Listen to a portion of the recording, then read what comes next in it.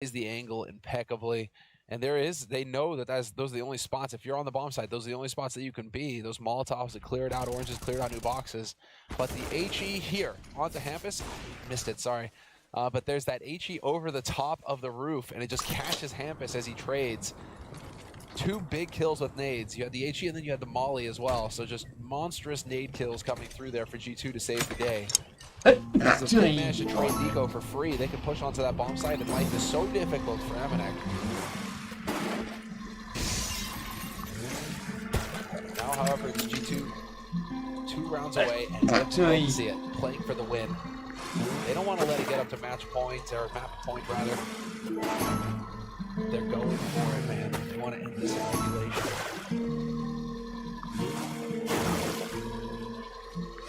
One rifle for ninjas in pajamas, but a lot of utility. Pulse pop may be the one. Speaking of though, Jack starts to line them up. Well, that's a lot of information for him, and the push has to come now for ninjas while this rotation comes through for G2. We got more counter flashes to slow things down. Beautiful headshot from Hunter, and it goes from bad to worse for ninjas in pajamas. G2 trying to force this to Mirage. They're not too far away now. There won't be much for NIP if they can't win this one. Happens in the clutch. Flashbang and a swing, I'm sure. Smoke still up, Mollies as well. One through the smoke, but Nico in a superior position puts G2 on game point. There's one kill after the other coming through there. G2 getting tested. Finally on that A side. Jax again, though, able to come with the 1-for-1 and the info. You can see here, perfect flash timing for him to take a peek. Spots out too. And then from there on out, it's just the nade superiority coming through from G2, just completely annihilating that entire short position. It, just finding it so difficult to be able to push through that arsenal. So now again, another force buy coming in here from NIP. Not a whole lot they can hope to do. They have to force buy. How long do you hold for? Yeah, 2 targets now. Hunter, so confident, better equipped. He's got teammates for support as well, but it's Jax actually who gets eliminated. Hunter's still here, and it's going to get a bit weird because there's a lot of targets. Running out of bullets now, looking to reload switch weapon, and G2 making it a little awkward for themselves. There could be money problems here as well, so you start to wonder about this. 4 versus 2 for ninjas in pajamas. I'm amazing, doesn't take a shot there, but the body on his screen may be different to ours as it is client side, not server side. Talk about overstaying your welcome. That's when you're really trying to force it. We're going to get these kills. We're going to get these kills. The only problem is that NIP are not automatons. They're not just going to stand there and take it. They're going to make adjustments, and you do get punished at the end. If you overstay, you try to force the issue. So now down 2 men, and well, down 3. Nice shots from Polsky through the smoke and connect with Nixa. And Amanek is going to hang back and save the op. This is a turn of events. Still not done. I mean, G2, their money is not good. It sucks right now. Yeah, that's a good way of describing it. But they still have that margin, right? There's still going to be 3 rounds separating them of NIP. Yeah, so we are going to get at least that round of eco coming in here from G2. 1 round we should get. Loss bonus is in the bin now for G2 with their recent success. So they may have put themselves in a spot of trouble. And you can see this isn't a guaranteed win for them, especially with where their economy is now. Nothing is purchased. They're putting everything, I'll say that, but on an expense for $800. He had over 5,000, so fair enough. But more or less nothing is purchased in this round. I think if NIP identifies just how much money they don't have in this round, this may spur them on and give them an extra step forward and try and take this to overtime. What a filthy setup here in mid though. Look at this. His double boost. That is so cool. You don't see that every day. G2 would love to collect that rifle. Plofsky will make things a little more sufferable. Got a peek from Nico. The AK is dropped again. Now it moves into the hands of Jax. Hot potato with this AK-47 top mid. You know exactly where it is, and Jax is on the run now. Prison break for him.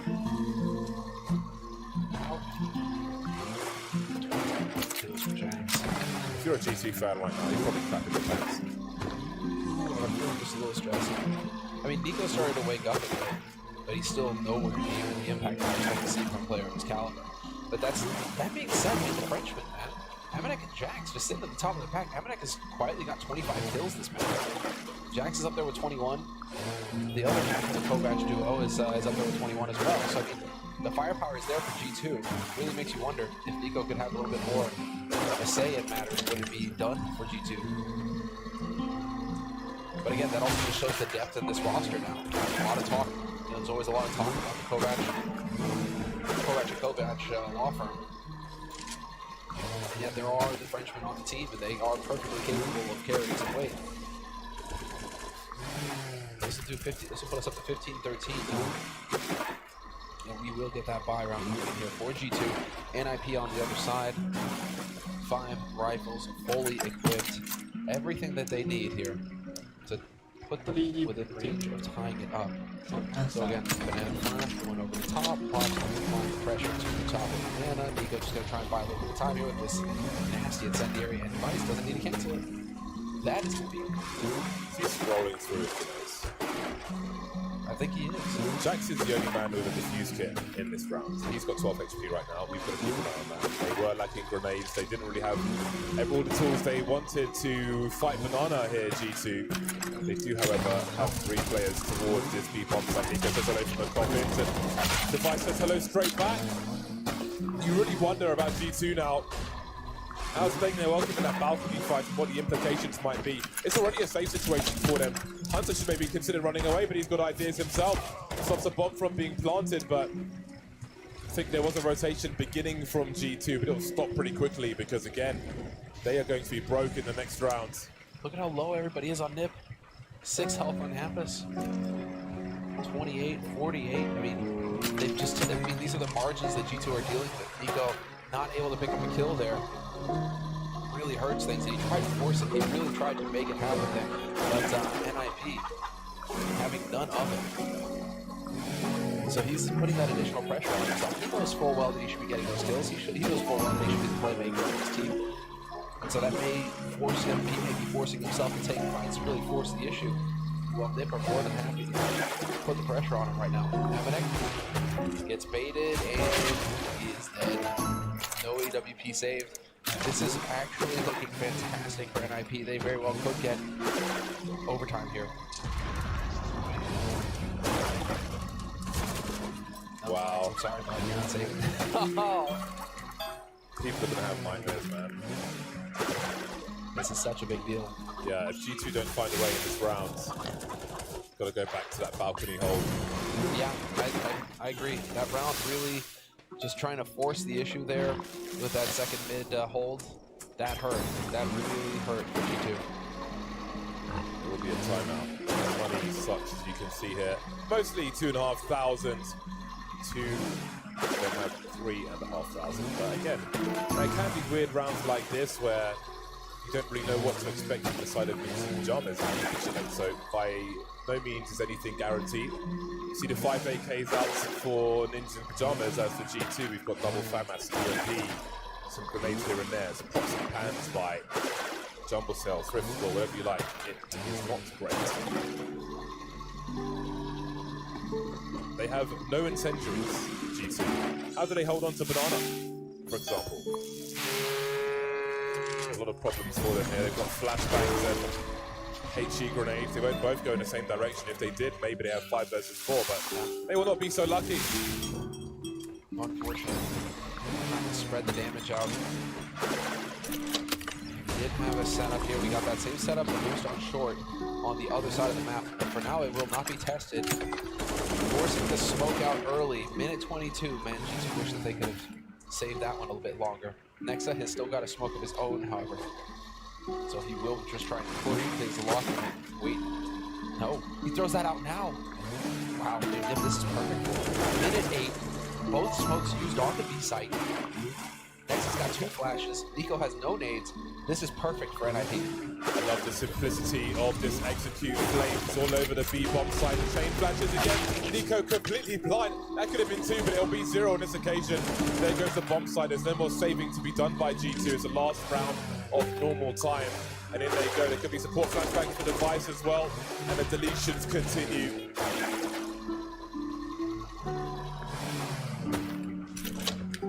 nightmares of the balcony as Amanek runs around the other way with GMP from that range, and around he goes. He has the one diffuse kit on the final two players.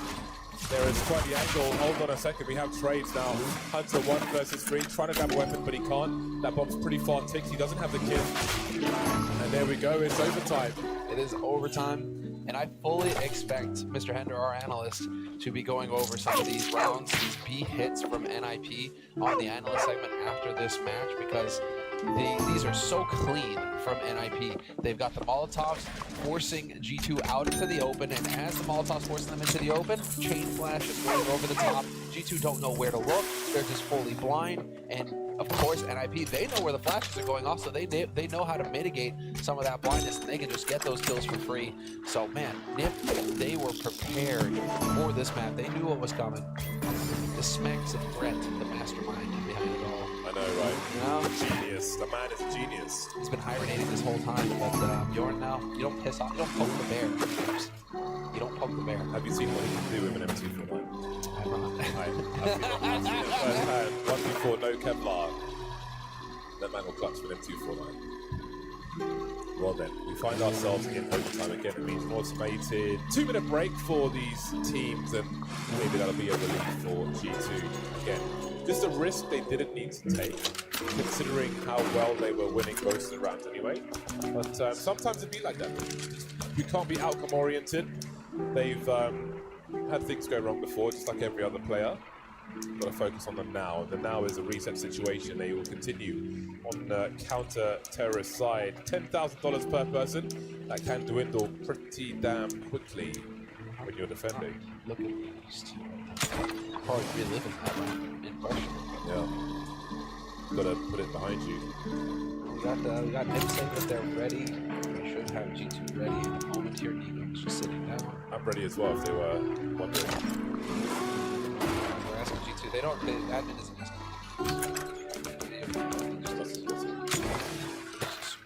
We're sitting here. We must adapt. Indeed. Are there any water bottles? Yes, water bottle, please. Absolutely. Alright, we're getting into it, guys. This is it. Overtime. NIP have fought back tooth and nail this second half. Terrific performance from the Swedes, and this is really putting themselves up against G2 on their best map. We're going the distance. 15-15. Fully bought up on both sides, and we'll see if NIP just keep going back to the well. They just keep using this same execute onto the B site that G2 are really struggling with. Molly to top banana already. Early Molly as well. Hammer's waiting for the flash. There it is. Swings. Just barely a second too late. Oh my god, he got super deleted by G2. Started they mean to go on back to strength on the CT side, and it gets worse on Banana. Forward of Ninjas in pajamas. Rice must be careful about his tracers so close to the smoke. Nico now, he won't even expect him. This one's collapsing extremely quickly for Ninjas in pajamas. The bomb's been lost on T-Ram. They're gonna send a flashbang in for Zention to try and clear the bomb side out. He will also fail. Nico won't expect his rotation. Makes it into a bait actually. ZTR dying on the A bomb site, perhaps gives an opportunity towards B, but the sound cues down Banana, down T-Ram. The aggression from G2 taking liberties with their positions. This first round in overtime has not gone away with Ninjas in pajamas. 4 surviving for G2 is great. Again, speaking of like overstaying your welcome, Ham is getting stuck there in the car because he's got Molly's behind him. He can't back off. He can't run away. He has to sit there. And just a split second too late. We're going to get the replay here. Yeah, just a split second too late to hit Nexa. Nexa was able to get behind the sandbags out of harm's way. If Hammond trades 1-for-1, takes Nexa with him, maybe we're looking at a different situation there. But the fact that G2 were ready with 3 players on that B site, they were ready for the early aggression. They just utterly smashed it. That puts them on 16-15. But hey, let's go. More of the same here. Blobsky this time. Top oh my god! The bombardment. He just got a raise like it's the Avengers movie. He just disappeared. Somebody clicked their fingers and Nico disappeared. He's gone. NIP now adjusting in round number 32. They can't go 0-3 in this half. G2 looks back to their best on the CT side. That is one way to answer it. Take off top mid now, and they'll keep G2 guessing as to where the final push will come. Minute 15 and there's plenty of map control. So on long, I do want them to go for a repeat a bit later on. Seems to head towards the speed bomb side actually. Oh well then, the AWP angle has been baited. Maybe some fire damage as they make their way into the site here. And it's in pajamas. There is a rotation, a super instant trade. Amanek completely blind and a no-scope onto Rez. Nexus still at the back of the site. Klopsky jumping through. There's no one close enough to trade here. Trying to put a smoke up next, almost delivering an extra kill. So there's a man advantage for the pajamas. The flank is coming pretty soon though. Jack's coming up on Ana. There may be an opportunity for him to pick the bomb planter here. He's found himself a 1v1, but Defiance is patient and waiting for it. That leaves Amanek with a lot to do. No way to expect Hammers to push CT like that. Don't even bother throwing the bomb. Pretty smart bomb. Just use it as bait. Just, you know, baiting over and over again. Forcing G2 to react, forcing G2 to think, hey, you know, maybe we've got a 2-2 on our hands here. He's actually starting to bomb plan. Nicely done there by Nexus, trying to draw them in. But that is NIP keeping their cool in a tight spot, tying it up 16-16. And I love the adjustment as well made by Hampus with that HE combo. Him and Klopsky just nuking Nico. That is exactly how that is supposed to go as far as they're concerned. And again, HEs, triple HEs this time, straight up, 2 of them into sandbags, really pummeling, punishing Nexa. An adaptation in overtime, proving to be very useful. Device goes ahead of the HE grenade and gets a very nice kill, avoids the flashbang as well. Nico could be in trouble if he stays by the car here. Surely they spray the wooden panel down, he goes, Device with 2. Aggressive flashbangs now. They know Amanek's in CT, but he's lost his angle. He don't know that though. He will stay alone on the B bomb site. Changing it up, last seen in CT, moves to the site itself. He can fire off a shot and fall back to the bomb site, but rotation is so far away. 2 flashes. The ninjas. Here comes some grenades, roll out a flashbang, so Amanek eats it and has to run away. There are Molotovs ahead of him though. He's in a very strange position and Rez will deliver a headshot. Could be 2 for ninjas in pajamas, which would be a pretty strong position for them on this T side. Jackson Hunter with a lot to do, and Rez makes it easy. There's no smoke. Maybe bad comms. I don't know how he gets to kill that free, but that gives the G2 a chance. They smoke towards Banana to isolate some fights.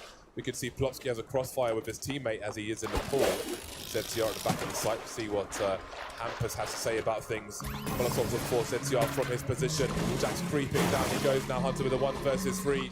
Again, walking into a crossfire in the middle of the site, and it will be Ninjas in Pajamas with a 1-round lead at halftime of overtime.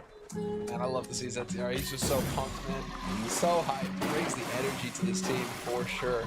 What a great addition to the Ninjas. He is really living up to it. But it's a two-round achievement here in this half of overtime for NIP. They have really made the adjustments, and it's so fun to watch just how much these guys are focused on this B side. They're completely ignoring half of the map. It's just rinse and repeat on the B side, make slight adjustments with the nade timings. But apart from that, it's just go onto the site and wreak havoc.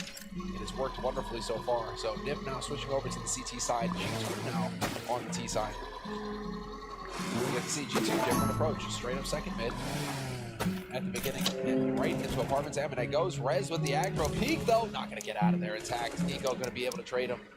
Device in trouble, down 16 HP, has to fall back and give up the top mid position. So he was hoping to hold on to that, but be careful about these grenades now. ZTR and the apartments could be crucial. I can see the bomb crossing, but that's a lost jewel, but information. Rotation's on the way now, but Hunter has the advantage. He's not being expected at all. Hampus with his knife out, running to his demise. And his device on the A bomb site, surrounded. No map control whatsoever. Hunter creeping around the long smokes. Down goes device. Looks like the score will be quickly tied up. Klopsky definitely needs to be saving here. An expensive first round for the CT side, and G2 will make it 17 apiece. This is just a bunch of easy working that space towards A, getting Hunter through. It's just everything for G2. Yep, I'm fairly sure that Nip would have expected there to be some action from Banana, that this was just going to continue to be the all-out battle on the B site. So G2 opting out of that fight, heading over towards A early here. Nip, those guys are going to be a little rusty. Not really getting too much action on that side of the map.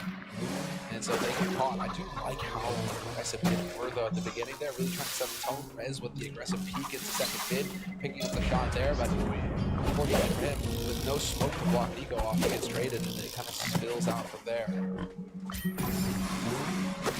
So now NIP, this is the thing that you're in 10,000 starting money at the beginning of the half. It costs more to get Koliver from the CT side than the T side. So NIP losing the first round of their CT side puts them in a tremendously difficult position now. As you can see, there's hardly any money left for them at all. If they were to lose this round now, that puts G2 actually in an ideal situation to win this map. They won't have a whole lot of money to buy in the last round of this half. So G2 now, they're in a very good position to ruin the comeback of the winners.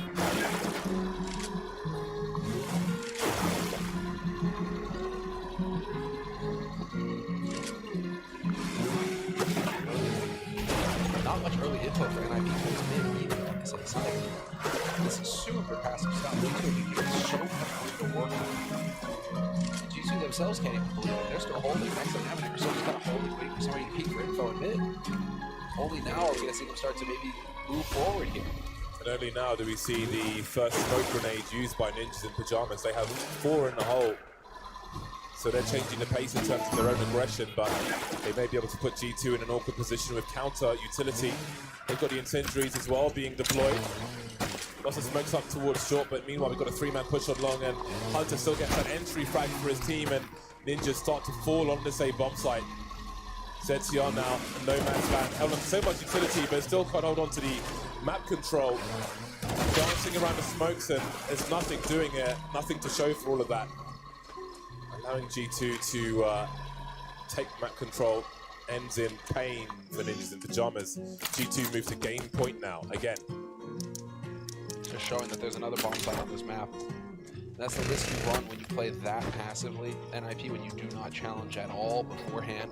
If you're going to play all the way in the back of the side, all the way in the back of pit, you have to play impeccably at that point. As soon as that push comes through, you have to hit all of your shots. You're not given any room for error. You got nowhere to fall back. You can't give ground and try and reset. It's all or nothing at that point. And so G2 with the death ball approach, just go running right into that bomb site, run right over the Ninjas, and now it's map point for G2. Could be taking us to a third map on Mirage. That, let's see what kind of buy Nip can get together here. It's not going to be the prettiest one. So a difficult situation here for the Ninjas, and actually a timeout being called by the Ninjas. This is the first timeout getting called by the Pajamas as well. So G2 actually calling well. It's not what's going on so far. I had big expectations with all the utility that Ninjas Pajamas held on to in that round once we got to the minute mark, but G2 was just too strong. But they were simply too strong. Are Jackson and Amadex still? I think they are still doing it. So, probably playing together from France. Wouldn't be surprised. Let's see now. Hunter. Flashy top mid. IP has to Austin's just looking for grenades.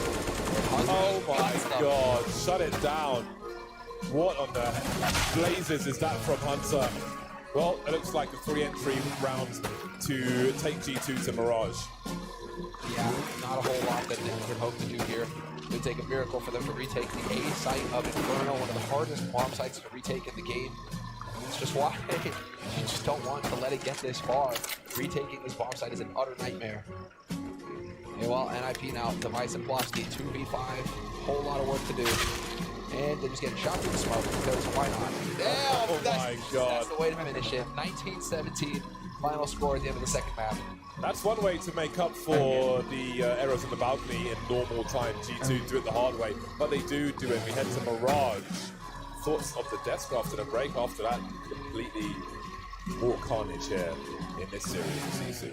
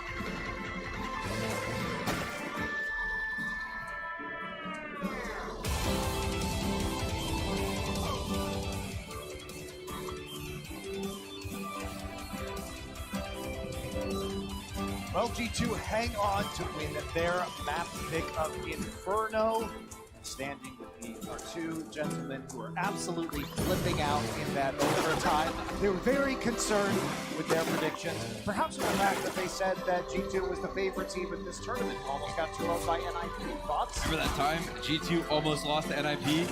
That was pure confidence the whole way.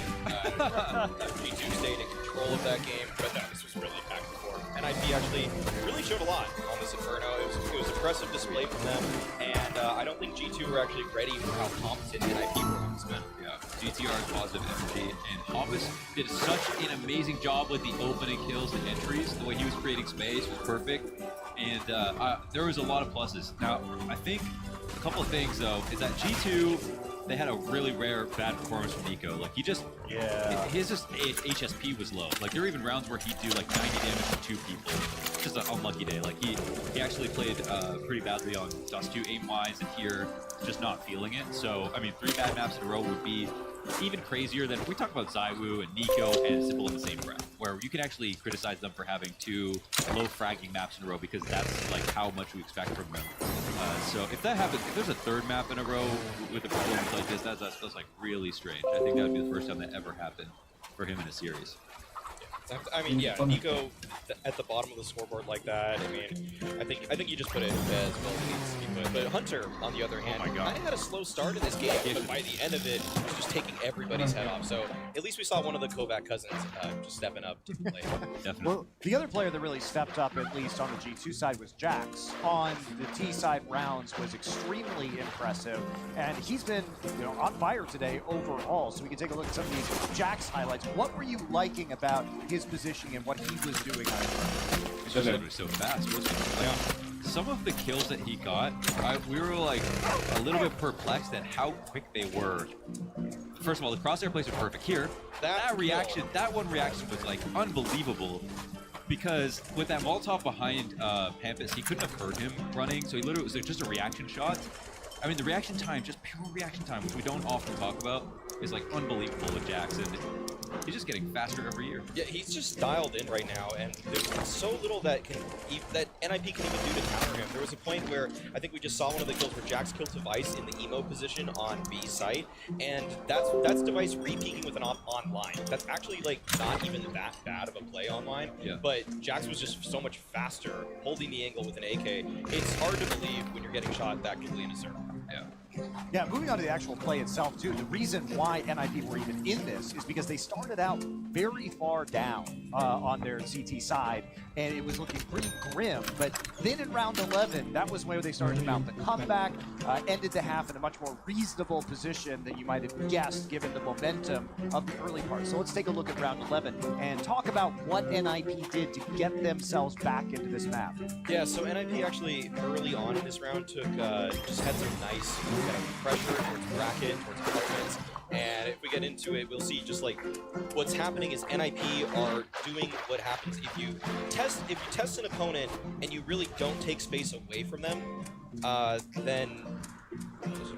This is round 10. Okay, well, this round is a good round for G2, actually, where Nico is able to get one of his few headshots of the game, is able to find the kill onto device, and it's a nice conversion. This is what happens when you have a 5v4. You're usually able to just go up to a bomb site, know that it's probably a 2-2 setup for the opposing team, and it's kind of why G2 were just so solid in the first half, actually. This was a rare round where Nico was able to find an opener, but a lot of those looked like they were coming from Jax. And this time around, it's a pretty simple conversion. Hampus actually did excellent timing to find that kill onto Jax. But all in all, G2, they already have all their manpower here, and despite the nice shot from Hampus, this was a little bit funky, and I think there's something to be said about why he throws a smoke at Carr, but I mean, Lana, what do you think? Yeah, it was a little bit weird. Like, I thought, okay, he was going to re-smoke CT, but then he went to throw the smoke back at Carr, and obviously all the T's are there. He might not have known how many had turned the corner, but yeah, he didn't really have any support, so I mean, whatever he did was probably not going to work anyways. But yeah, that was actually, that kill from Nico was really important and also really nice. So it looked like Nico just back from dust too, but after that, yeah, and we do have round 11 now, so the continuity there was they do go up to 8-2, looking like a really strong position of control for G2 in Inferno, and then all of a sudden NIP starts to turn it around, and they really get a series of rounds off on their CT side. So do you want to walk us through that? Yeah, so this was the turning point. If we get to round 11, we can just jump into it, just check out the replay, as basically NIP, they weren't deterred by the fact that they were getting just hamstrung in some of these defaults. So early on, Hunter towards apartments will actually die to Rez, who continues the pressure. The device is able to pick one off towards Banana. This is the double op adaptation from NIP, and G2 at this point, usually it's really tough to get back into these situations, but they were just constantly pressured in these moments, and this was just like an onslaught from NIP at this point. Yeah, it was just like light measures after they got their opening kills to do a little bit more pressure, where, you know, maybe doing a 3v5 because it's still a 2-3 split on the bomb sides and the team still have Banana control, but they do just enough of that flash to the top of Banana. I think they literally flashed just for that boost in case someone tries to get into it over the smoke, and now there's pretty much no odds to come back into the round. And the two ops, of course, are still in hand here for NIP. Yeah, there's other than just kind of watching Nexa and Omnic kind of walk to their demise, pretty much NIP sealed the deal with just their sheer aggression, and that's something that you would like to see. I mean, G2, they were off to an amazing start in this game. NIP, on the other hand, really slow. They were getting beat in a lot of different tools, but NIP, they maintained the pressure. They had a game plan coming into this game that I'm sure they devised with Threat, and because of that, and because they stuck to it, they know that they just played the numbers game. They weren't too result-oriented, focused in that they lost so many for opening duels. They kept with it, and because of that, they actually were able to have a competent map to start things off, and they were able to bring this game to OT, despite the fact that I'm sure G2 felt very comfortable when the scoreline was 8-2. Yeah. And later on, you know, as close as NIP made this, G2 did start to get themselves back into it in the second half of the map. I know, Mao, you like some of the stuff they were doing on Banana in round 25 as well. And eventually gets us pushed into overtime, and G2 does manage to squeak out the victory. So why was round 25 so good? Yeah, round 25 just showed how well G2 was playing back on Banana. Nexa setting up Nico with a flash. Even though Nico is traded, he dealt so much damage early on with his just early spamming that the nade, the Molotov, all of it just capitulated to the point where G2 was in a prime position to take this game, although we did see it go to overtime, of course. Yeah, and again, that was, I think, partly because it's just the weird, like, individual level that just seemed to catch up with G2 a little bit. But apart from that, it felt like things were finally starting to come together. ZTR and Rez in this position, looks basically to do some regular nades. And when you're mollying at the back of the site, you're kind of guessing sometimes if you want to do emo or if you want to do quad or if you want to do second oranges like they do. But they do the left side mollies and then try to surmise the entries. Almanac just plays with them on the pillar. Such a nice peek here to show. Yeah, just such a nice peek to show. Like, he's so annoying. Like, he's so annoying. And, like, that pillar is basically impenetrable. You waste bullets if you shoot through it. And Almanac's just like, I know you can't shoot me. I know you can't shoot me. And he's like, you don't know which time I'm going to peek. And he could have peeked earlier and still won, but he just likes to play with his food. A very fun description of his play in that moment. So we are going to head into Mirage next. Do you guys have any reservations, given that, as you mentioned earlier, we haven't seen the most stunning best of out of Nico so far? He absolutely has to step up to make this not a nail biter for G2. Yeah, so obviously, like, if you talk about bad aim, like, other fans take it personally, you know what I mean, when you talk about, like, a player's bad aim. But if you play a position that Nico has, he knows, because he's a professional, that he has to deliver a certain amount of frags in those positions. So on Mirage, for example, which is a very fluid map that has a lot to do with mid, Nico plays Connector, is the highest frag position on the map, and Hunter used to play it, and I think Jax as well at some point on the older G2, but now Nico's there, this is his home territory. He has to get a lot of kills on the G side. That's just how it goes. And he can rifle it and do whatever, but he has to hit a threshold. So that will be a point of criticism when the map ends. And he's one of the players on the team closer to mid that has a certain, they have a certain responsibility exactly to simply kill people. And that's just to say right now his HSP is kind of low. He doesn't seem like he's that confident. And sometimes aim is like a black box. You can't exactly know why you're having a bad day. And for him, he rarely has them. So they stand out like a sore thumb. And yeah, some people have it harder than others. Nico's quite gifted, so he rarely has those bad days. But that's why those days stand out like sore thumbs. Yeah, I mean, the thing is that thankfully, on Mirage, at least he'll be joined by Amanet, who will be on the window, and the other co-batch who should probably be on Catwalk. Yeah, so Hunter and Nico can connect in that sense, and we saw Hunter at the end of last game. He started to pop off, and Nico, despite the fact that he had a slow game, perhaps Hunter can carry him to the promised land, and perhaps they can join, in pulling that from not that, but they're gonna pop off together. Brothers in arms. Cousins in arms. There's a category for Are we in Alabama? Are we in Alabama? Where is this happening? Out. Okay. I don't know what's legal there, so I'm not judging either. Like on the internet anyway. Wow, that went to some very weird places very quickly. Thank you, Valley. Is there anything else about Mirage that you want to see out of NIP? Because I think they put up much more of a fight in this series than we led people to believe in the previous round. Fred says that he doesn't really like Mirage, but he's really not that. So he's had some highlights here in Flashpoint on Mirage the few days we played, and I think it's boosted his stats actually dramatically, put him at like the #1 spot on the team right now. So despite what his feelings are about Mirage, this is a really, really strong map for him. Any concerns about Device on this map? He pretends he doesn't know this map, but he just keeps killing it every single time he hops on a Mirage.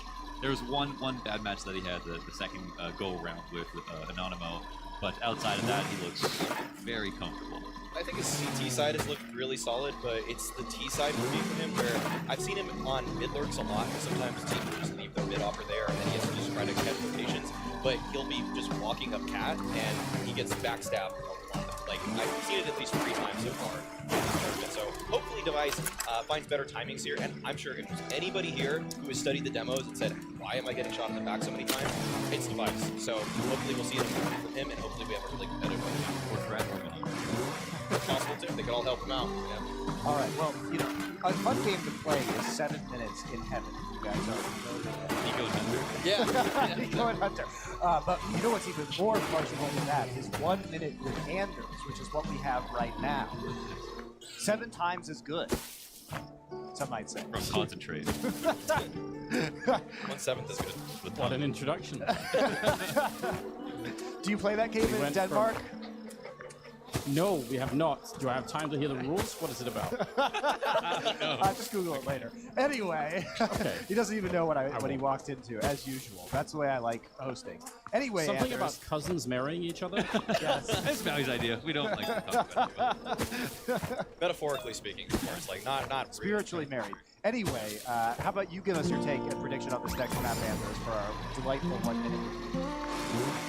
Well, I felt like I was right on Inferno in terms of G2 making it, although they could have done it a lot quicker if they hadn't lost that city double all around on the A-bomb side in the first half. But I think ultimately they're going to be fine for this last one. I'm kind of interested if actually the fact that Device is playing pretty well on this map means he has nothing to unlearn with his team on this map though. So maybe that could also like help out. Like it's like no set 15. That could be an interesting thought to try and pursue in the long run. But I'm going to stick with G2. I think they're going to be good. And I agree with what London was saying earlier. There's just no way that Nico's going to have a bad third map. I just don't see it happening. Fabulous. Well, thank you for your insight. We are going to head over to our desk to get into Mirage immediately. We waste no more time. Farewell, Andrews. Wow, I got myself a nice coffee. Players just talking smack right now in the chat.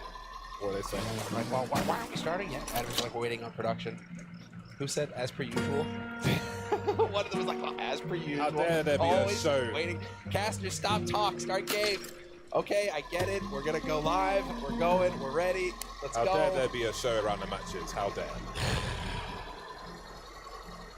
I have Get a out of coffee. here. I'm being told that we're waiting on a player. A player's on the toilet right now. It's not us at all. Late from the toilet, man. What's going on? Nico ran away. This is why we have cameras. We can see if they're at their desks or not. So they're out there trying to put the blame on us. Not cameras in the toilets, just. You know what? I'm just gonna say the same thing back as per usual. There you go. Can't be helped. Can't be helped, James. Well, I've got a nice coffee for this third map because we're gonna need to be alert with this. Look at one. this! Look at this! What is this? Telling us, I feel like Nico's actually was straight up just saying. Okay, you know, to be fair, I like his jacket. he did actually ask for permission to go. Okay, so you know what? Fair enough. He said he asked if we have a minute. The admin said yes. Fine, fair enough. Okay, we'll allow it. Where do you see this one going? This game of Mirage now. Well, I certainly, for G2's sake, hope to see Nico going to the top of the scoreboard. I think that was belabored